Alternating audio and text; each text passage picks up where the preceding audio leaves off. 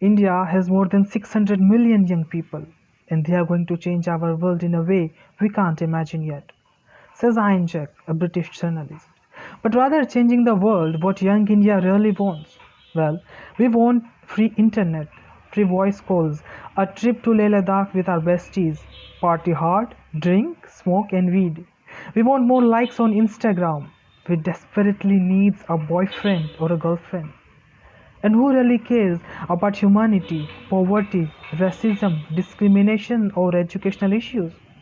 Obviously, this doesn't define each and every youth of India.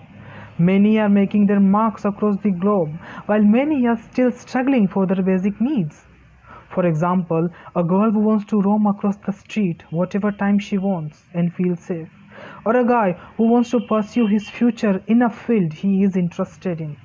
But still, if we look at the majority of youth, we want to look like Hrithik, marry like Abhishek, live like Shah Rukh, but struggle like Wajid Ali Shah, the last Nawab of Awadh. We want Trump's job, Gates' wealth, Gandhi's clout, and Steve's aura.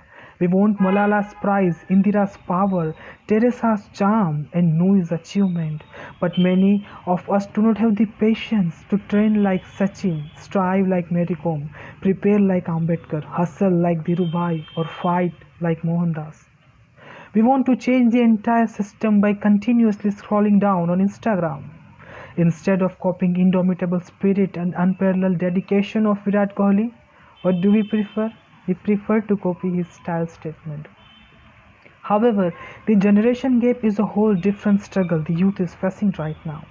And the most common disappointment that I see routinely is whenever a younger person approaches to an older one for guidance, support, and empathy. Instead, he gets judged and ridiculed in response.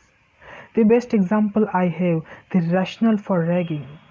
Seniors have always the same excuse. When we were subject to ragging and humiliation by our seniors, why should our juniors be protected?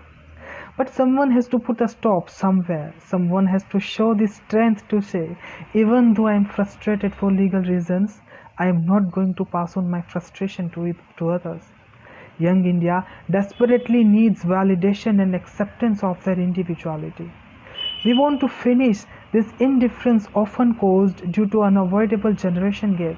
We are here to live together, so let's not curse each other by saying either someone old school or kids these days. We want a mutual respect. We want elders to be friends with the youngers. And last but not the least, young India wants to be allied. And the quantification of elitism is based on financial strength only. Only the financial strength represents success, power, rationality, and formidability. Everything else under the sun. Young India wants to do nothing with our values. Getting inspired by Western cultures is not wrong, but one should not forget his roots. I would like to share one of the lines said by Mahatma Gandhi.